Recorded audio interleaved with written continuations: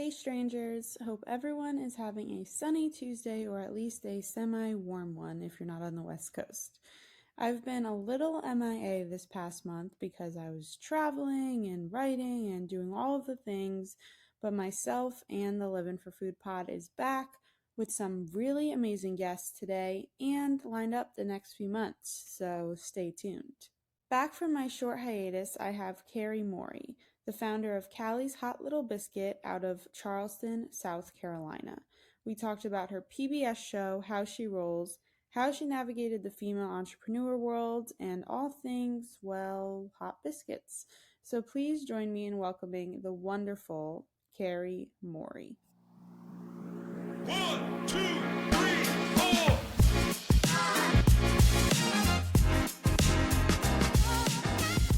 So it's really, really great to meet you. I've had some really amazing female entrepreneurs on lately. So you're really completing the triangle circle. I don't even know how many I've had so far, but you're definitely completing it. And I'm excited to speak with you. Well, thank you for having me. I'm honored, and sounds like I'm in good company. So we love the female entrepreneurs. Mhm. Oh yeah. Oh yeah. I got some good ones for sure. But I would love to start by you telling me a little bit of your background. You know, you created your food company in 2005. What were you doing before then? What was your path looking like? Before I created Callies, I lived in New York City. I'm from Charleston, but I lived in New York City, and I was working for an internet company. I headed up their sales team at the young age of 27, which was completely insane, but a lot of fun, and learned a lot. And it went out of business, as most .coms did. But I think that gave me the impetus to come up with the concept of selling Callies biscuits mail order. So Callie is my mom, and she always made these great country ham biscuits. Mhm. And I really wanted to figure out a way to combine my lifestyle, what I wanted my lifestyle to be, which was to really be a super present stay-at-home mom. But I knew that I needed a side hustle, and I knew that if I was really going to love it, it needed to be in the food world.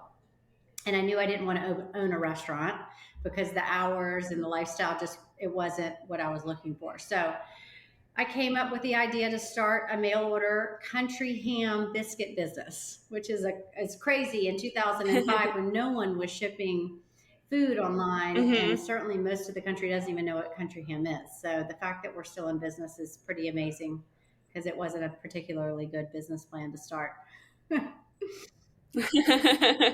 Yeah, that is incredible. I wonder too if, you know, when the company went out of business, did you feel this calling to be an entrepreneur? A lot of the women that I've talked to were like, you know, I had this idea, but I just felt like it was something I was meant to do. So is that something you experienced? I didn't know that I wanted to be an entrepreneur, and I come from a family full of entrepreneurs, but I never had that desire until I got into it. And then it was like, where have I been? What have I been doing? Like, this is my calling, and this is what I love to do. And I can't imagine working for anyone ever again. But I did not have those signs. I knew that I wanted to work in food, and I knew that I wanted to be a present mom, but I didn't know that I was going to be an entrepreneur. Yeah, that's so funny. The American South too is really well known to celebrate hearty foods. They, you know, revolve a lot of things around food as well. Was your family very involved in cooking or baking? Oh my gosh. I mean, you're right. You nailed it. In the South, we sit at breakfast and talk about what we're going to have for lunch. And at lunch, we talk about what we're going to have for supper. And everything is an occasion. And we're always trying to find a reason to celebrate, and inviting people over for supper. And it is very much our culture to share food and drink with anyone and everyone that will let us feed them. So I grew up in that environment and didn't have any culinary formal training. I just knew that I loved feeding people, and specifically with Southern food, and felt that, you know, biscuits were so nostalgic and such a part of so many lives, not just Southerners. Everybody seems to have a connection with biscuits, even if you're from the West Coast.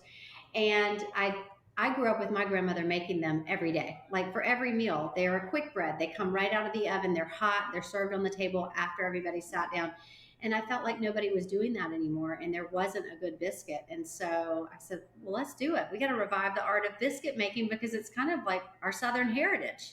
Oh yeah, totally. I feel like any sort of heritage, especially in the US, there's some bread that's involved in everything, whether it's like anything from cornbread or like a crescent canned roll, which is what I loved eating growing up too. It's like bread is so versatile and it's so delicious, and especially when it just like comes out of the oven and it's all warm, and you can eat it with your family, whether you're making it homemade or from the grocery store can. But I totally agree. Like that is a staple food for so many homes. It is. And I mean, bread is sustenance and it's comfort Mhm.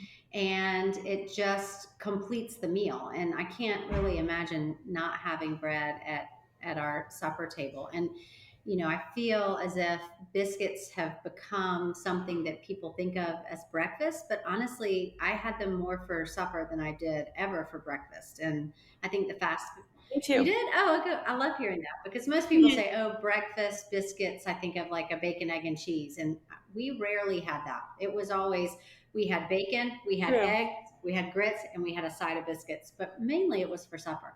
Oh, yeah, no, that's how I grew up too. I feel like there was always like a side of bread or biscuits Hmm. at dinner time. So, I mean, I guess because I'm from the East Coast, it was bagels that would be in the morning. So I guess it makes sense that we wouldn't have a biscuit with our Yeah. bagels. But, you mentioned your mom had this recipe, but I also read in an interview, I think it was with PBS, that one of your biggest mentors was actually your father, Yes. because he was also an entrepreneur himself. In what ways did he inspire you in your personal journey? Oh, he has inspired me and continues to inspire me. First of all, my parents were divorced when I was really young. And I Okay. actually lived with my father. He raised me for the most part. I mean, I spent Oh, 90% of my time with him. And so in the South, growing up with, my father, being a single dad, it was a very different hmm, rearing. And he just did everything that he could to make it happen for me. And he was an entrepreneur and he struggled, and he's my idol. I mean, he makes it happen for not just me but for my brother too. I mean, he's always made it happen for us, and not by giving us things but showing us the way, and understanding the importance of working hard and doing things for yourself and being super self-sufficient, and just hmm, really seem to be able to have this balance of being a great father, working hard, being really successful, being very well respected. And he was a connector and is a connector of people. And so, he just always inspired me to, wow, I've got really big shoes to fill, and a great philanthropist too. I mean, he's just kind of done it all. yeah, when you can have that role model like that, especially self starters, I feel like it can definitely motivate you, whether it's subconscious or not. Because I know you said, it wasn't necessarily in your wheelhouse at the time. But I feel like subconsciously, it just gives you that sense of motivation and that sense of encouragement that if you were to take that risk and start a new business, even if it, quote, fails, at least And you I tried. and I think it's so interesting that you say subconscious because it was totally subconscious. I always adored him and thought he was great, but I didn't put two and two together. And the other thing that is very much my favorite characteristic of my father is that he's beyond positive. Like, no matter how bad your day is, like Mm, he always finds a way to be like, okay, well, if that's the worst thing that happens, you're good, and raising children, that is super important. And raising a business too, you need to always be positive because there's so many hard days, hard times, problems to solve. And if you can be positive no matter what, it makes it so great for yourself but also for your team. Oh yeah, yeah, absolutely. And I'm sure being too, like you said, that single dad in a southern community. I would like to think that maybe has evolved at this point now, Yeah. but that's like another But in the layer 70s, of no. People are like, oh, Lord. I'm sure they're no. probably like,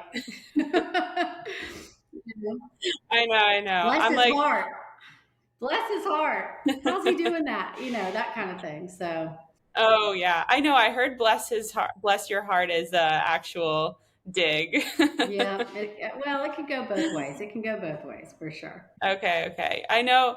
because I always give like women compliments because I'm just the kind of person that I feel like if I think a compliment, I need to Yeah. see it or I need to say it. I mean, and I feel like women just have a way of saying things that could be like passive aggressive, like, oh, I like Hmm. this. And I feel like bless your heart is kind of the same It deal. is a little bit. It definitely is the quintessential Southern little dig.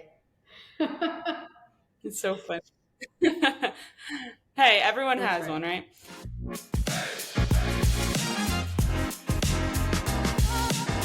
In that same interview I was mentioning, you mentioned Natalie Dupree, who has like 14 cookbooks now. She was the first, for listeners, woman since Julia Child to host more than 100 cooking episodes on public television, which is crazy.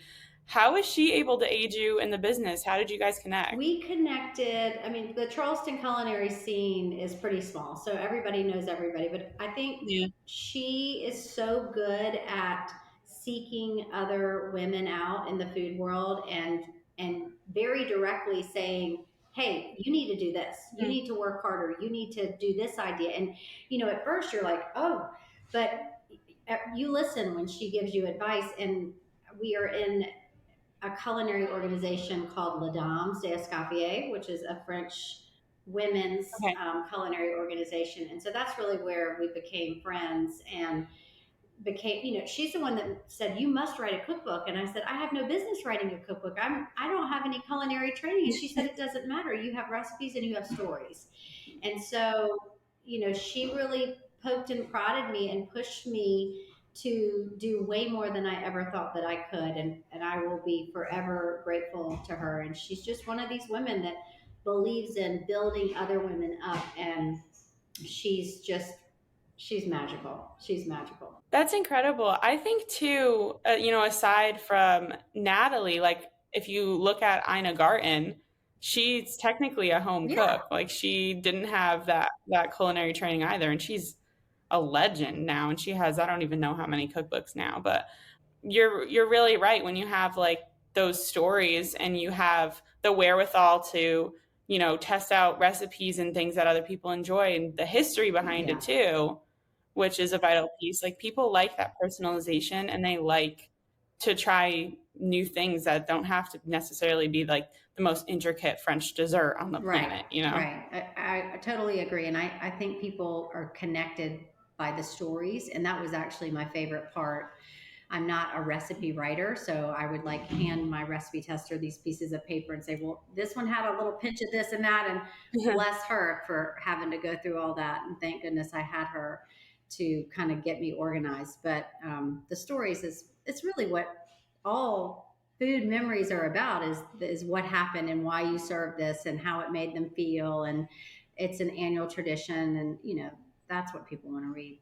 Oh, yeah, absolutely. So now we're at 2005. You created Callies Hot Little Biscuit. It was originally called Callies Charleston Biscuits. What was the cause of the name change? So we started as Callies Charleston Biscuit because it was just mail order. And, remember, my goal was to not open a restaurant. I said, no, I don't want that lifestyle. And Mhm. so in 2005, it was really hard to sell biscuits because we were only selling them online. And I got kind of antsy, and this is when I realized, okay, I'm in the right field. I'm clearly an entrepreneur because just kept thinking, how can I sell these biscuits? I got to sell more. I got to sell more. And Right. I went to a lot of our gourmet grocery stores in town, and that's how I started the wholesale program. But continued to try to, how do I sell more, and that was always the question. And I went to hear some marketing executives from Stonewall Kitchen speak at a food conference, and one of Mhm. them said, well, everybody knows our stores don't make any money. They're for marketing. And I thought, that's so Mm. interesting. And so I came home from my cookbook tour where people would say, well, when I come to Charleston, where can I get your biscuits hot? I didn't have a solution for that. And an entrepreneurial brain, I'm thinking to myself, where can they get the hot little biscuits? And I just kept saying that over and over to myself, but didn't realize what I was getting ready to create. And then putting that together with, what if I were to have this tiny little brick and mortar that was only open from 8 to 2, so I could get my kids to school, pick them up if I was the only one. And it didn't need to necessarily make money. It just couldn't lose money, and it would give us visibility, because it's hard to remember before 2012 when Instagram came along. If you didn't have a brick and mortar, nobody knew about Callies except for our devoted few Right. followers and that were on our newsletter list. And so we opened our first Hot Little Biscuit bake shop, and it was supposed to be kind of like an outpost of Callies. And Okay.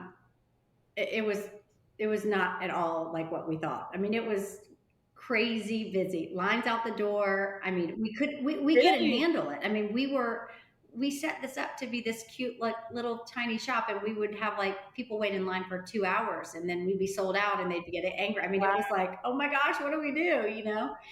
So it was a great problem to have, but we realized that there were great things that came out of that. We got a lot of visibility for the website and for our wholesale program, Mhm. but we also were able to tap into this totally different demographic than who was shopping online, because it was a lot of younger people. We're in the middle of a college town. It was foodies that didn't really know about buying food online yet, and this is in the beginning in 2014. So it really broadened our horizons. They were able to get biscuits for a lot less than they would when they have to have them shipped to their door. So everything changed when we opened that Hot Little Biscuit bake shop. It's also opening up a whole nother business, which made it really stressful to then run a e-commerce, wholesale, and then a restaurant. And so what did I do? Wow. I opened up 3 more, which was insanely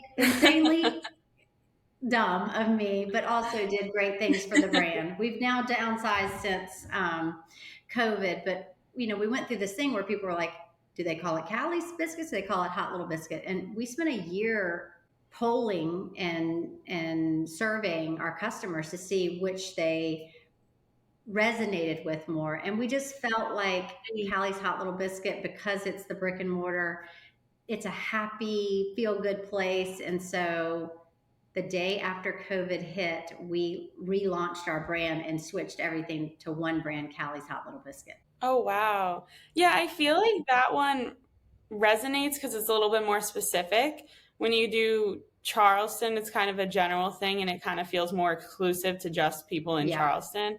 I mean, I like either. I like both of them. But I'm curious about the restaurants that you opened. Was that because, you weren't necessarily wanting to do that initially? Was that something that you had to kind of hurdle over, I guess? Like, was that more of a challenge for you? I definitely looked at it from the perspective of, this is not a restaurant. This is like a little cute coffee shop where you can come in and get some biscuits and learn about Callies. Mhm. I had ignorance is bliss. I had no idea what was getting ready to happen, and we're so blessed and grateful for it. But I mean, I had no business opening a restaurant. I did hire somebody that had a culinary background, and she helped me do it, and she helped me run it, and she also helped me open the 3 additional ones. But I'm very comfortable in a kitchen, so it wasn't a long learning curve. And I think I got a little carried away. I probably should have stayed with just the 2 in Charleston. But you get so much incredible positive feedback, and people are like, please open one here, you got to come here. And you get caught up in it, and you want to say yes because people want you there. And there were so many great things that came out of opening all the other ones. But at the end of the day, I had to go back to what was my mission. My mission was to be a super present mom and to have a food business. And so when thinking about how to simplify my life and also grow the business, because it's really hard to grow that many different verticals, we said, Yeah. if I'm not touching the restaurants every day, they're not as great as they are if I'm touching them. So we closed the ones out of town. And every day Okay. now that I'm in town and not traveling for work, they're on my route, and my team knows that I'm always there for them, and I will be there, and they run so much better because I'm there. So I feel really good Mhm. about it. That's not to say that I wouldn't want to have more one day, but I want a partner to do that with, because it's just too much for one person. Yeah. And that's really good that you're able to recognize that you need extra assistance for stuff, especially, everyone has their strengths and weaknesses. people who own a restaurant, it's much more of a managing skill. People who are in the kitchen, they have their own skills. They're very different jobs. And owning a restaurant itself, even if it's just like a small brick and mortar, is like just such a hard thing to do. You don't realize how much details and work you actually have to put into it. One thing I've noticed about myself is that when I'm excited about something or motivated about something, I tend to get ahead of myself too. And I'm like, I totally would have opened like 3 more shops too, or 4 more shops. Like if people are asking, I'm like, yeah, of course. Yes. And then you regret it a little bit. You're like, oh shoot, maybe I shouldn't have said yes right away until I maybe looked into it more. That's just a problem that I have. I have it too because I'm a pleaser and I want to grow the brand. And so like, well, if I can do 2, why can't I do 2 more? I'll just hire more people, but it doesn't work that way. You really need somebody that has skin in the game at every location so that they have ownership and that they're managing it, because it's impossible for you to be in 5 places at once. And I will try till the day I die probably to be at 5 places at once. Me too. But... And saying yes is like, I want to say yes to everybody. But somebody said to me a couple years ago, before you say yes, think about if it's an event a year from now, are you sure you'd want to do it in a year? Like really think about it, because I'm the worst about saying no. Oh, that's very smart. I probably should do the same. Like look more towards the future than tomorrow. Right.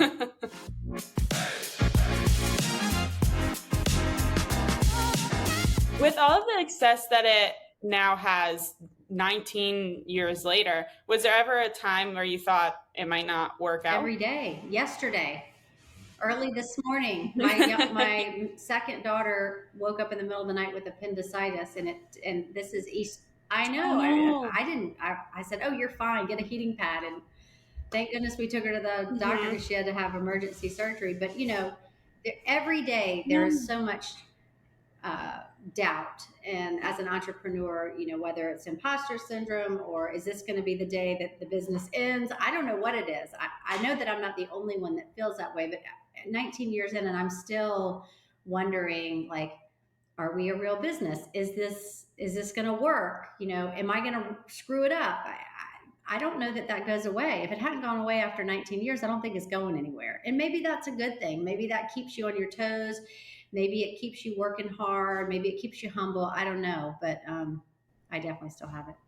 Oh yeah, the imposter syndrome is a real thing. I was just talking about this recently, and it's the disassociation that you have from things that are happening in your life, because you can't believe you got to a certain point, or you can't believe something happened. I just did a recent appearance on like Good Morning America, and that was my first national television appearance ever.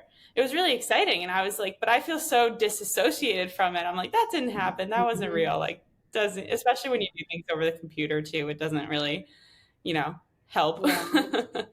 But I think it just takes time to work through that, honestly. Yeah. And I think as you grow, you're going to continue to have that doubt. I don't think it goes away, or at least it hasn't for me. And so you have to learn how to manage that properly, because it can be heavy. It can get you down. Like, what am I doing? Maybe I should I say to my husband at least once a month, maybe I should just close it. Maybe it's just not going to work anymore. And he just looks at me, he's like, what are you talking about? So yeah, I go through that a lot. Sometimes you just need that third party objective to be like, stop, spiraling. It's working out. Like everything is doing well. Like you don't need to close or stop doing what you're doing. I know you tend to mentor aspiring entrepreneurs. Would that be your advice for them to kind of not necessarily ignore, but like heed the self-doubt, I guess? Yeah, I think recognizing that it's going to always be there and be prepared for it, and to switch the narrative and change the perspective. So, I work on this daily when I have that feeling creep up saying, nope, we're on the right path. You're doing this for a reason. There's a bigger plan that I don't even know about.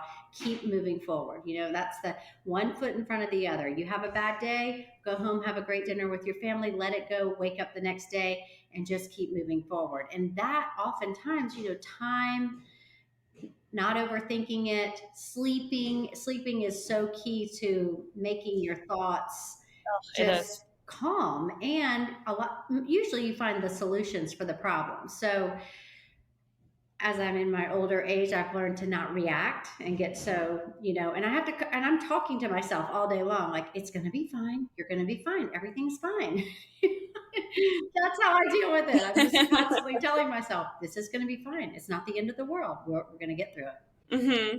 Oh, that's funny that you said that, because like I had a lack of sleep last night. I don't know why. I was cleaning, and then all of a sudden it was like midnight, and then I went to bed at 1. Like it was like too late for me to go back.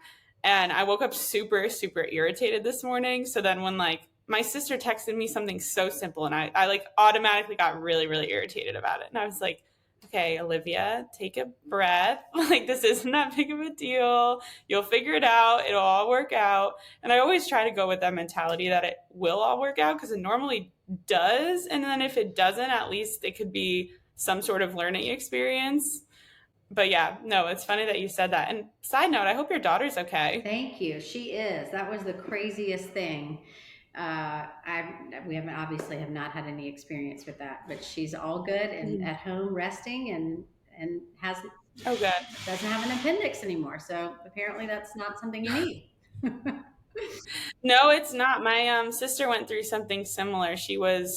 I think we were all in school. It was when I was pretty young, but my grandma had been watching her for some reason, because my parents they're probably at work, and she got this like same sudden pain. And then she was like, I'm fine. And then all of a sudden she was not fine. And they were like, okay, let's take the appendicitis. Yeah. Let's take the appendix out. Crazy, crazy, crazy.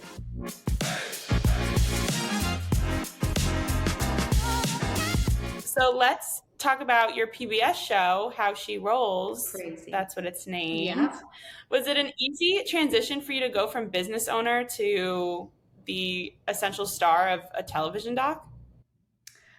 I think it was easy because I don't consider myself the star. And so I did it for 2 reasons. I did it because I wanted to obviously raise awareness for the business. And I did it secondly because I feel like my story could inspire other women, and I wanted to do that. And I get so many phone calls, can you help me? I have questions, and my answer is always yes. And this is before the show. But when you've been in business for 19 years in the food world, I don't know. I've been a resource, and to me, that is a gift. I mean, I'm honored that somebody's asking me. So I always say yes, no matter who it is. And I actually have somebody tomorrow. They're starting a biscuit business in Virginia, and they want to meet with me. Aww. And, a lot of people would say, no, I don't want to, I'm like, there's plenty of business for everybody. So that is kind of my philanthropy, because I don't have a lot of time to do any real philanthropic work other than donate my time and my products. So I love it. And it gets me excited. And it's twofold, because I am reinvesting myself in my business. I'm remembering that time. And I always learn something too, and it's also telling your story reminds you of why you're doing what you're doing. And so that to me is fuel.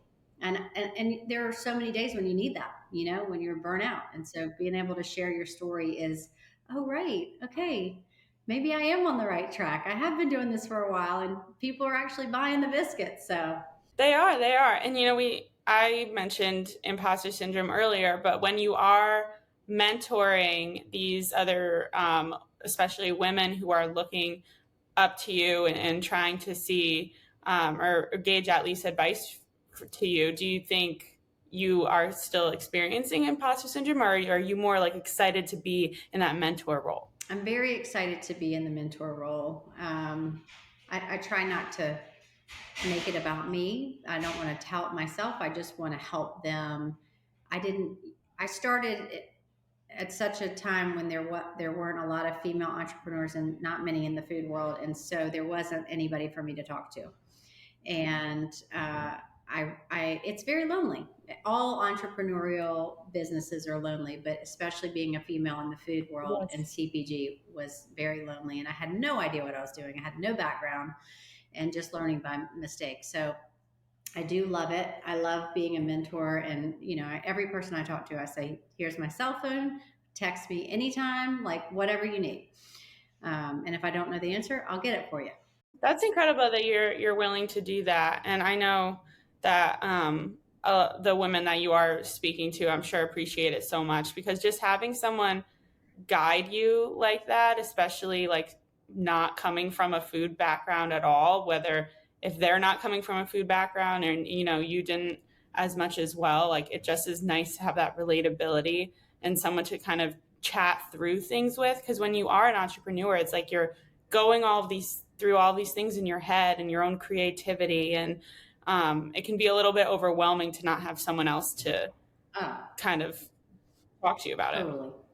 Couldn't agree more. For your PBS show, is the second season coming out soon? Is it already out? I was kind of looking. It's out. We have 24 episodes, okay. Season 1 and season 2, 20 episodes. So they're both out.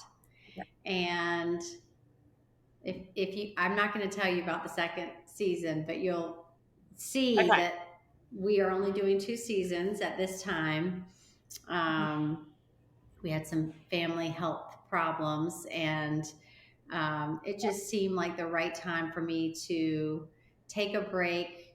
It's really hard to film a television show and work on your business. And and I'm learning now that there are a lot of things that were missed, which makes total sense. But at the time I didn't realize that, and so it's such an incredible opportunity. I also felt like it was time for somebody else to tell their story. And I mean, it didn't need to go on and on and on forever and ever. You get the idea. So yeah, I felt incredibly blessed to have the opportunity, and it was such a positive experience. And we got really lucky with a great production company, and doing it during COVID was insane. And I just love that the whole thing was documented during that time, because it was such a crazy time. And we won a Peabody for season 1, which is really cool. Oh, I didn't know that. Yeah. Congratulations. That's very cool. Thank you. I didn't know what a Peabody was, but apparently it's good in the TV world. It is. It's very good. Okay, good.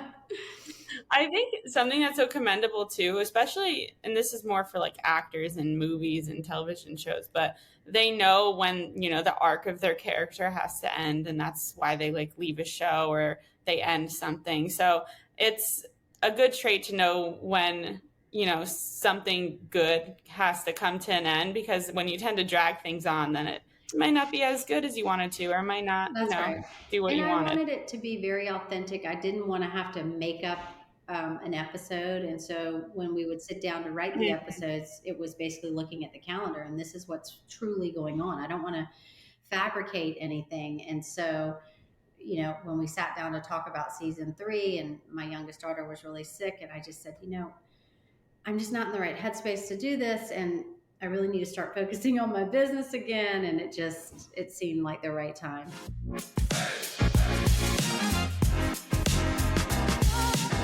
So I'm going to switch gears to talk more generally just about like food. And when you think of American Southern food, you think of like pan-fried chicken, mashed potatoes, cornbread, biscuits, sweet tea, like those kinds of things.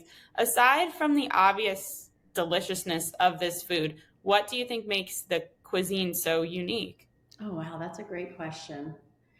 I think when I think of Southern food and what makes it unique, I think that the first thing that comes to mind is that Southern food is food that's been passed down from generation to generation. And while there may be some variations in this recipe to that, and this family does it this way, it's all about celebrating, commiserating family around the table, and tried and true recipes that are served again and again in a very traditional fashion. And so, when I think about my oldest daughter is in college and she's coming home on Wednesday, and I just know what she wants to Okay. eat, and so for her, the Mhm. comfort meal is a roast chicken, rice and gravy, biscuits, and roasted green beans. And I just know that that gives her like that comfort, and she feels like, oh, I'm now home. And so everybody has that version within their own culture. When I talk to people about food, and it's the memories that make you feel comfortable and as if you're in a good place. And so I think Southern food has just been around for so long, and it's us Southerners have done a really good job of making a big to do about meals, and everything is surrounded around food and drinking, eating and drinking. We're really good at eating and drinking in the Of South. course. That's how we communicate. That's how we communicate. Everything is an occasion. Oh, yeah, for sure. And I think too, food is definitely a comfort for any cuisine, but for some reason I feel like Southern food is just brings that warmness. It could be because of like the hardiness of the food itself. It's like biscuits are warm, like cornbread's warm, like things like that. But it just feels like you put a lot of love and effort into it, and that's what kind of makes it so wholesome and like makes you feel a little Oh bit yeah, better. everything's made by hand. That's how our biscuits are made. And so Hmm. when you make something, that is the way that you're communicating with somebody. I've taken my time and spent all day and written a recipe and set the table and brought out the fine china and thought about what it is that makes you feel good. And it's definitely the communication, the way the Southerners communicate. And you're right. The food is it's hearty, it's sustenance. And if you think back to biscuits, back in Civil War times, I mean, the soldiers would tuck biscuits in their jackets, and that would keep them full for hours because biscuits stay with you. And so it is literal comfort and sustenance. And I think one of the coolest things about biscuits is it can be served at the White House at the finest of cocktail parties, and it's the most delicious biscuit you've ever had. Mm. But at the same time, some of my most favorite biscuits can be on a roadside gas station for 49 cents. And so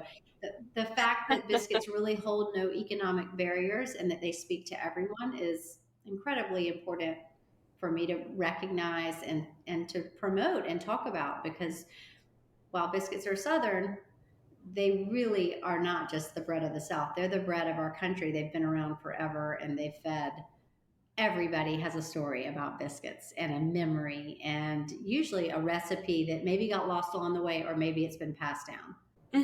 I like that a lot that you said economic doesn't have any economic barriers. That's really, really interesting to me because, obviously eating is universal. Everyone has to do it. But when it comes to a certain type of food that actually could be elevated and also served at like your family's Hmm. barbecue is a really, really cool thing Yeah, to highlight. I think that's we've served interesting. biscuits with spam and then turned around and served them with caviar. So it's for everyone. Oh, that's funny.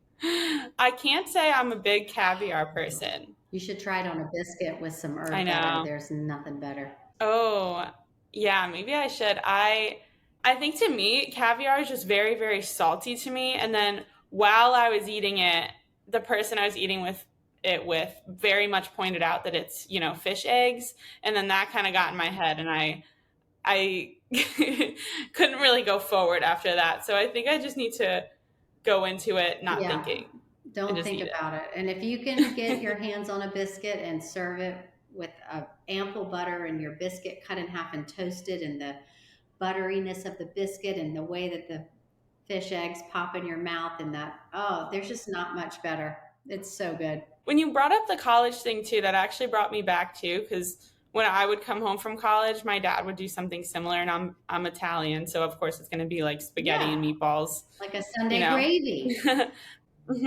No, exactly. Sunday gravy. Like I'd ask him for lasagna. He would text me right before. I'd be like, okay, what do you want to eat? And I'll be like, make your fried eggplant. I want pasta, and I want, every other Italian food that you've ever made. And that just makes you feel like you're home, and that there's no better feeling than that, I totally agree. So when I have someone on the podcast that is like a specialty in one certain food, I always ask if there were people who wanted to make it homemade and make it at home. What's the biggest mistake you see when people are baking biscuits? The biggest mistake for making biscuits at home is you need to make them by hand.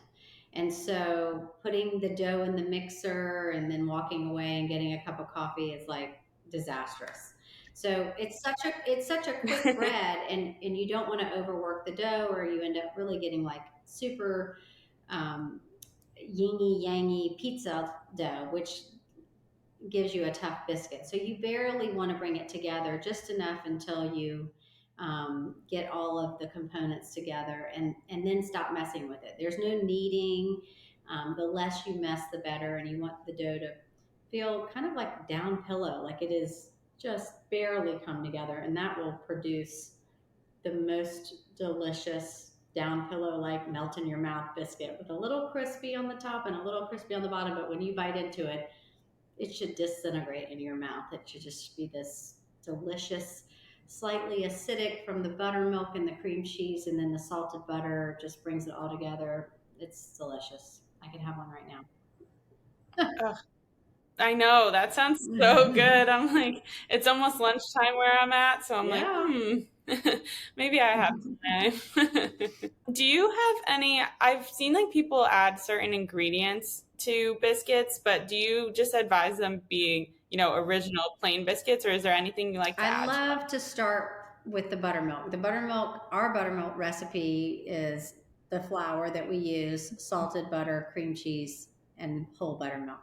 And when you get that flavor, once you get that base, then you can start being creative. You can add blueberries and sugar and vanilla and cinnamon and cheddar cheese and sausage, herbs, any kind of fruit. And that is kind of fun. And then it's really up to you to decide, what your favorite flavor is. I mean, I have made just about every biscuit under the sun, and the creamsicle biscuit is probably my wildest flavor, and actually beyond delicious.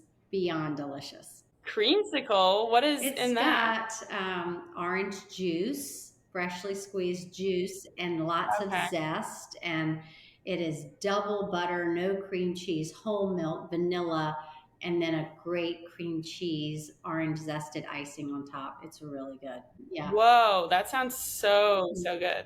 I was a little skeptical when you said creamsicle, but when you described it, that was sounds very good. It just reminds me of like the push-ups of my childhood. That's the first thing I thought of.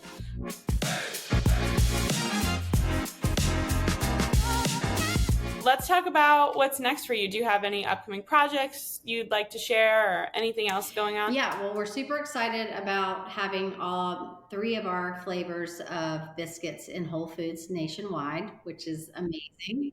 Oh, no way. And I was out on the West Coast last week promoting that, and we'll be out doing demos over the next couple of months.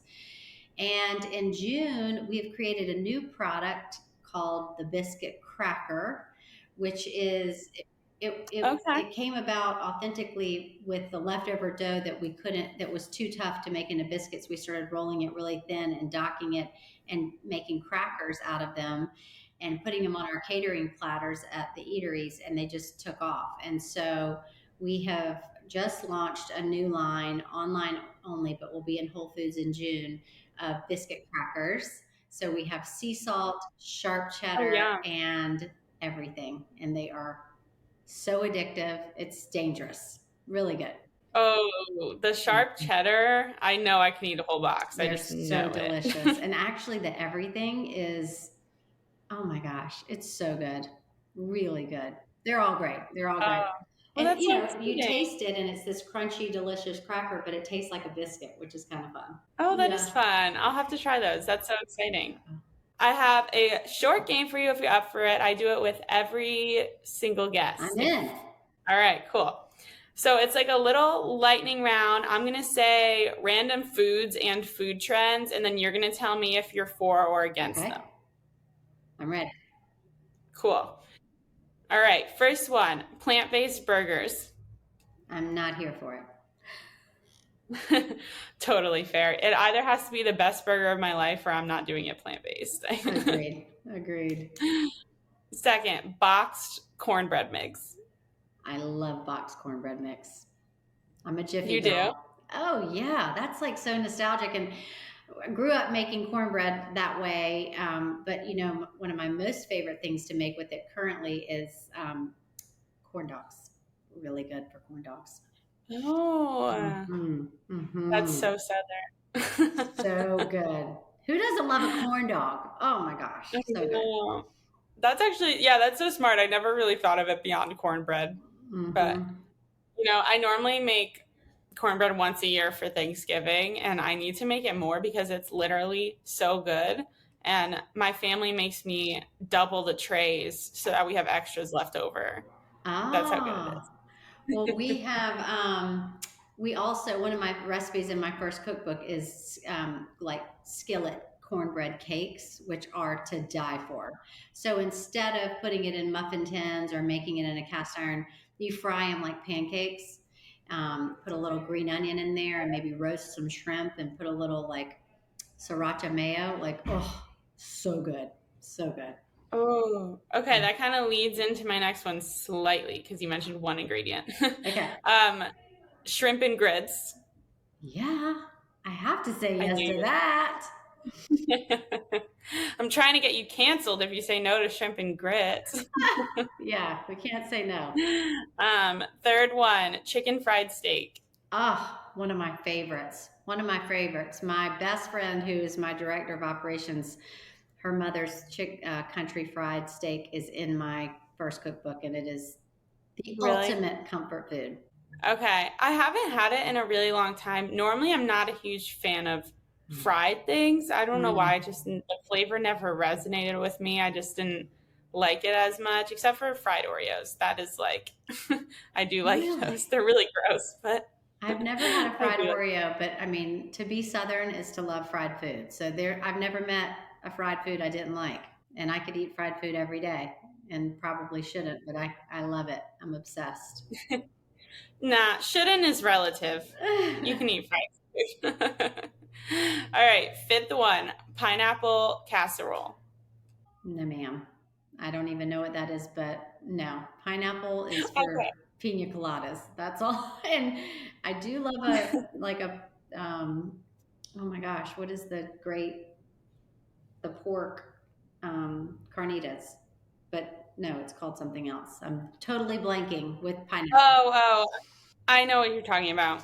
I have it on the tip of my tongue, but I cannot remember what it is. And that is a recipe in my cookbook too, taking the pineapple and like making the spit.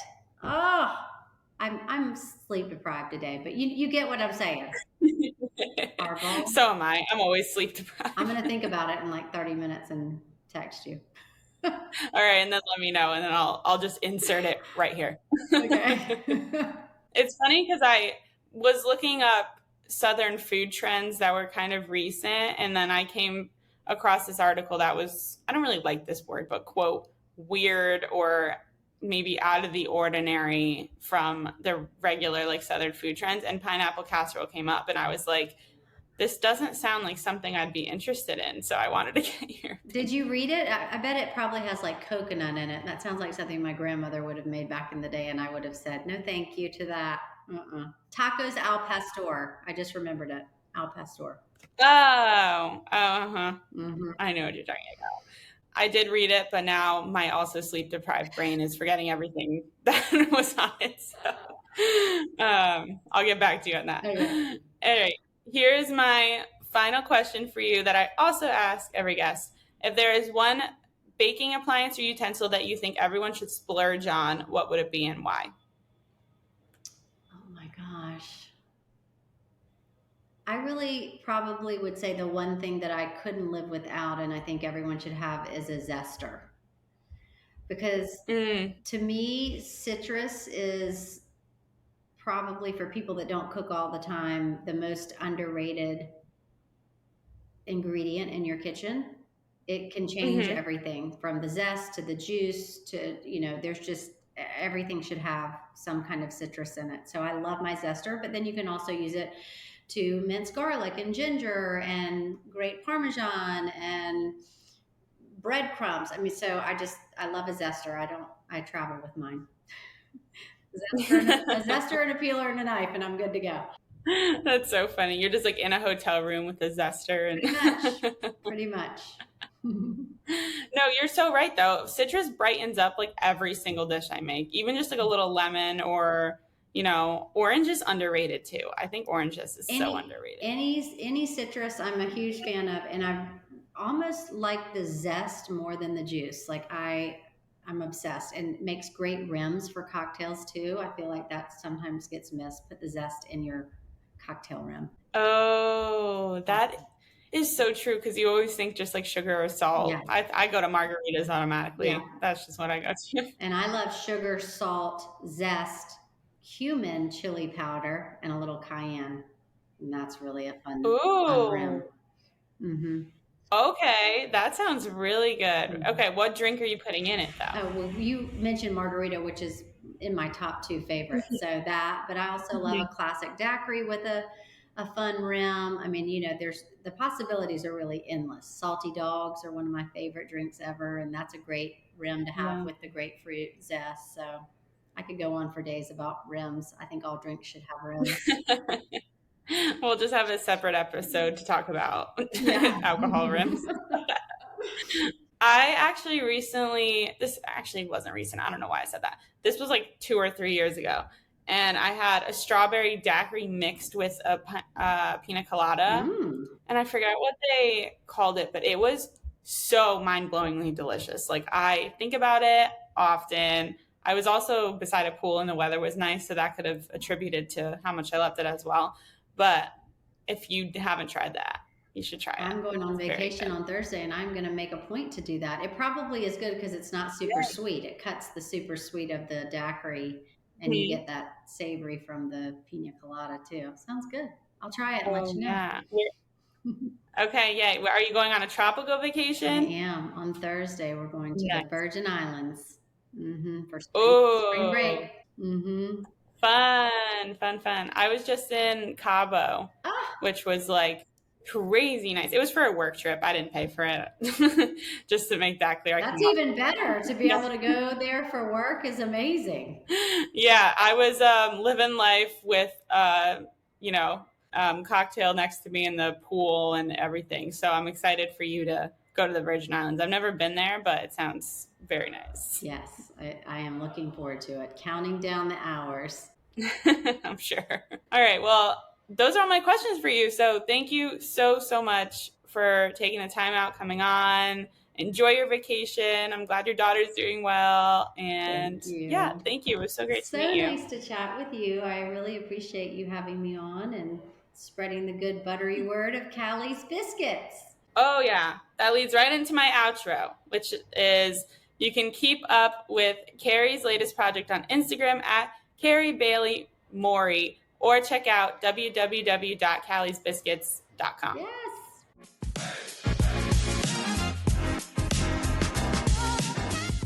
Hey, fellow foodies. Thanks so much for listening. And don't forget to leave me a review. While you're at it, make sure to follow me at livvinforfoodpod on Instagram or TikTok, or email me at livvinforfoodpod@gmail.com. Let me know what you're cooking up this week, which guests you would like to see on the podcast, or tell me your opinions on the latest viral food trend. And in case you're just joining me, there is an entirety of Season 1 ready and waiting for you. Until next time.